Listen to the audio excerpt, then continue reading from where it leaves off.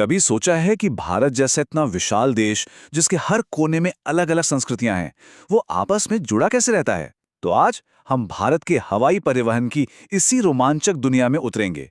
इसकी बहुत ही मामूली सी शुरुआत से लेकर आज के इसके विशाल रूप तक, चलिए इस पूरे सफर को समझते हैं।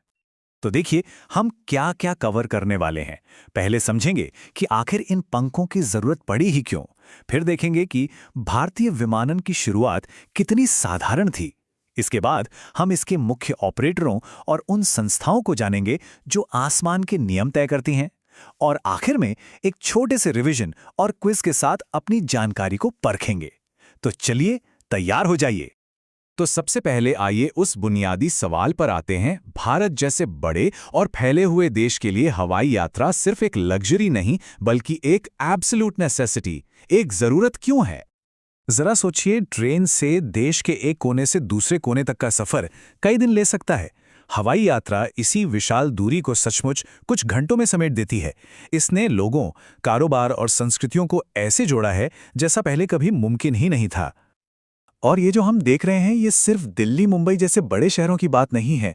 हवाई यात्रा देश के दूर दराज के कोनों तक पहुंच रही है, जिससे असल मायनों में एक राष्ट्रीय कनेक्टिविटी बन पा रही है। और देखिए, कोचीन का ये जो सौर ऊर्जा से चलने वाला एयरपोर्ट है ना, ये सिर्फ एक टेक्नोलॉजिकल अचीवमेंट से कहीं ज्यादा है। ये दिखाता है कि भारत विमानन के भविष्य को लेकर कितना गंभीर है, एक ऐसा टिकाऊ मॉडल जिसे पूरी दुनिया देख रही है। कहते हैं ना, हर बड़े सफर की शुरुआत एक छोटे से कदम से होती है। और भारतीय विमानन के मामले में तो ये कदम हैरान करने वाला छोटा था। चलिए जरा समय में पीछे चलते हैं, साल 1911 में। ये सोचना ही कितना दिलचस्प है कि भारत में पहली उड़ान यात्रियों को नहीं, बल्कि चिट्ठियों को ले जाने के लिए हुई थी। सिर्फ 10 किलोमीटर का सफर इलाहाबाद और नैनी के बीच। लेकिन इसी छोटी सी उड़ान ने आने वाले हर सफर की नींव रखी थी। भले ही ये रास्ता बहुत छोटा था, पर इसका महत्व बहुत बड़ा था। आप कह सकते हैं कि ये छोटी सी उड़ान वो चिंगारी थी जिसने भारतीय विमानन के इंजन को स्टार्ट किया और आज हम जो विशाल नेटवर्क देखते हैं उसका रास्ता बनाया। ये टाइमलाइन हमें विकास के कुछ खास पड़ाव दिखाती है। अंग्रेजों द्वारा इसकी औपचारिक शुरुआत से लेकर राष्ट्रीयकरण के दौर और फिर हाल ही में एयर इंडिया का निजीकरण, जो यकीनन एक नए युग का संकेत है।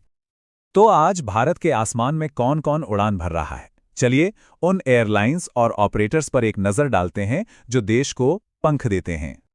देखिए, एयर इंडिया है जो भारत को दुनिया से जोड़ती है। फिर पवनहंस जैसी हेलीकॉप्टर सेवाएं हैं जो उन दूर दराज के इलाकों तक पहुंचती हैं जहां हवाई जहाज नहीं जा सकते। मतलब हर ऑपरेटर ने भारतीय विमानन के इस बड़े से कैनवस पर अपनी एक खास और जरूरी जगह बनाई है। अच्छा, अब इतने बड़े और जटिल सिस्टम को चलाने के लिए कुछ नियम बनाने वाले भी तो चाहिए, है ना?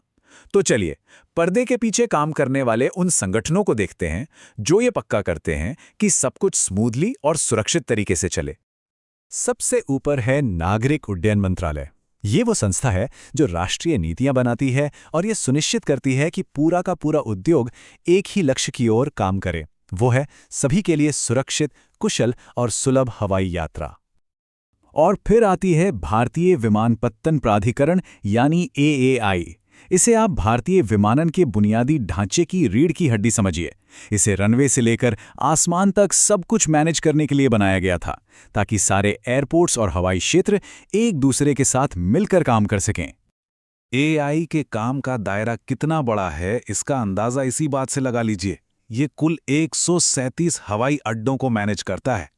हम एक बहुत बड़े नेटवर्क की बात कर रहे हैं जो पूरे देश में फैला हुआ है। और इस नेटवर्क में भी काफी विविधता है। एक तरफ 34 बड़े अंतर्राष्ट्रीय हवाई अड्डे हैं जो भारत को दुनिया से जोड़ते हैं, तो दूसरी तरफ रक्षा हवाई क्षेत्रों में 23 सिविल इनक्लेव भी हैं जो रणनीतिक रूप से महत्वपूर्ण इलाकों में कनेक्टिविटी पक्की करते हैं।